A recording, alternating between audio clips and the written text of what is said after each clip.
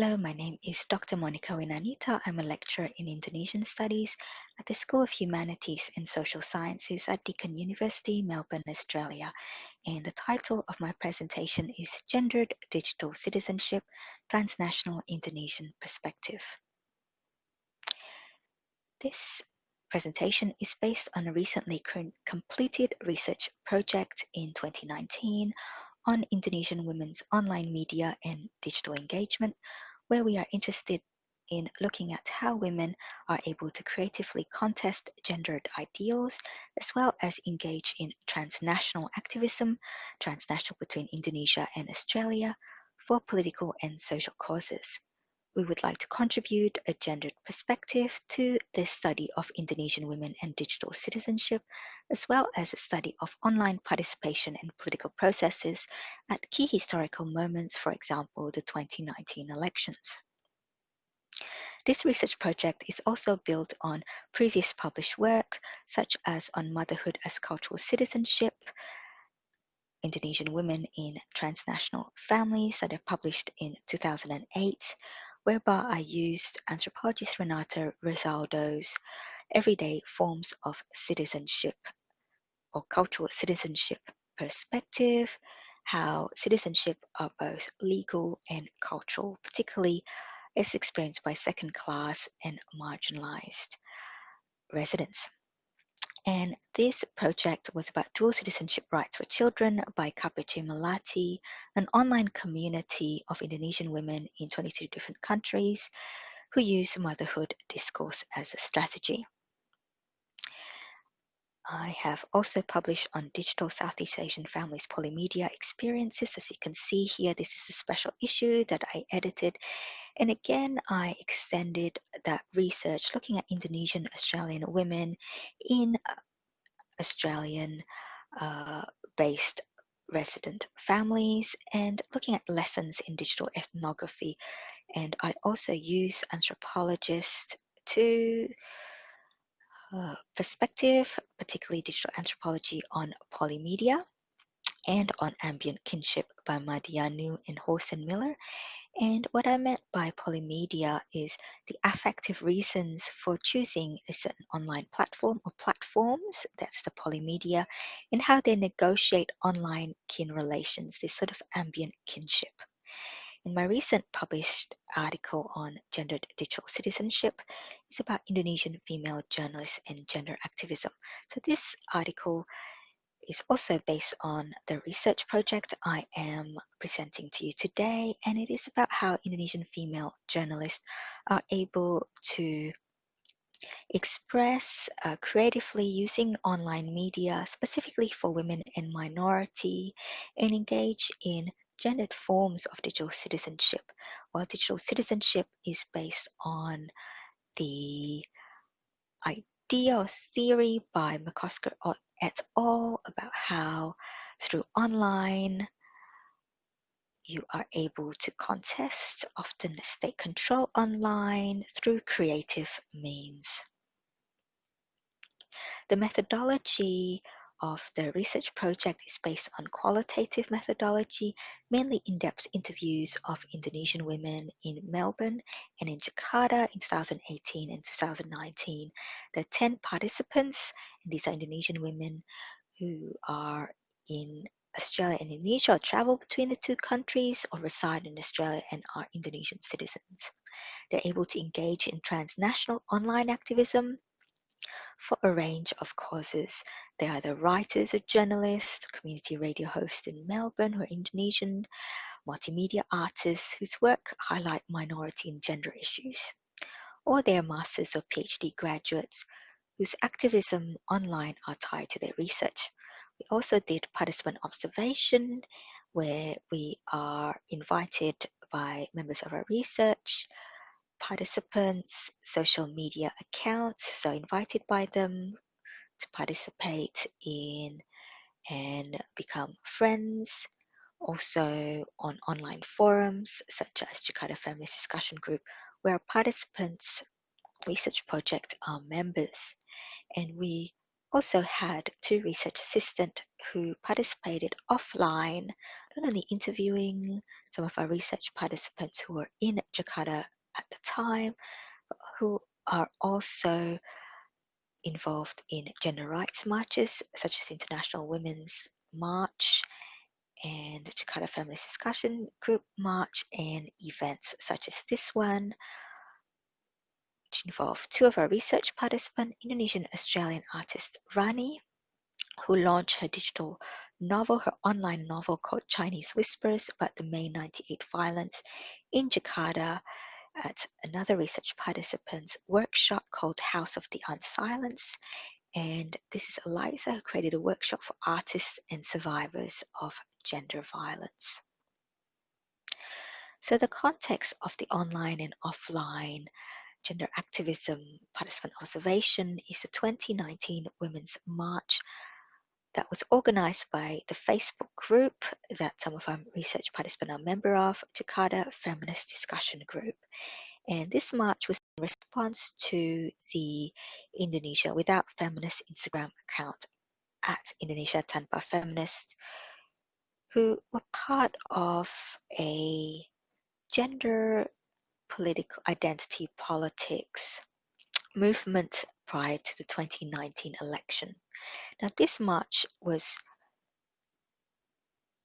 held after the election because the organizers did not want the different political group to politicize their gender cause. So they marched under hashtag Bani Bersuara or hashtag Dare to Have a Voice.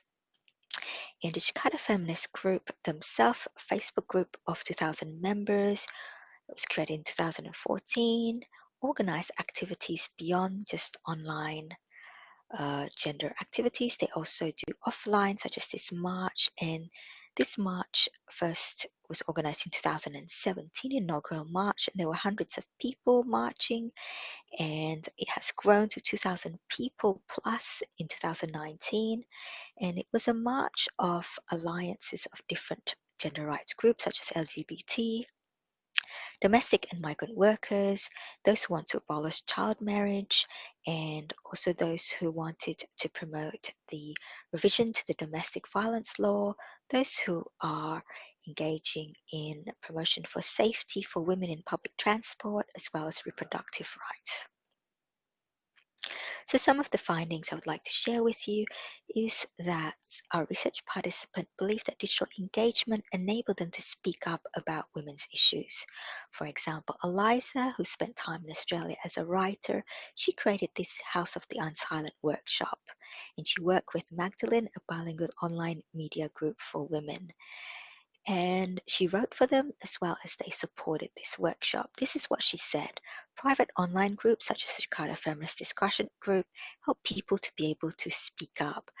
She's seen women who first started sharing within the smaller, safer group. They found the support and confidence they needed and started creating something with other women, such as her. She created a workshop, and this workshop is a form of fighting. So when she writes for Magdalene and when she does this workshop and she organizes for women to be able to tell their stories, this is how we can help open the public's eye about nature of gender violence and the impact, what it costs survivors to actually come and speak up. And she wrote about her own Me Too experience, about sexism in the workplace. But this workshop was also as part of the inspired by the Me Too movement, the global movement that happened recently in 2017. And Magdalene also found that there were more articles by women because of the Me Too movement, specifically about sexism in the workplace. Another finding is that women, Indonesian women in Australia, their transnational identities affects their online activism and expression. For example, this research participant, she said that though I am physically in Australia, on social media I am 99% in Indonesia. However, as an Indonesian citizen who may be residing in Australia or residing temporarily in Australia and travel between, they fear Indonesia's ITE laws and being persecuted for their online posts. So there's a sense of uncertainty about being digital citizens. This is a post by Rani Pramesti, who I mentioned before. She posted about another Chinese Indonesian woman who's currently in Sydney and how her tweets about the attack on Papuan students made her persecuted by the Indonesian police, who asked Australian uh, federal police to hand her over, even though she's in Sydney. She's a lawyer, advocates for West Papuans to Indonesia. She has been charged with Indonesia's ITE law for being a provocateur and for spreading hoaxes about what happened in Papua. So there's this fear that some of our research participants could also be charged with the same ITE laws for posting on gender or minority rights issues online.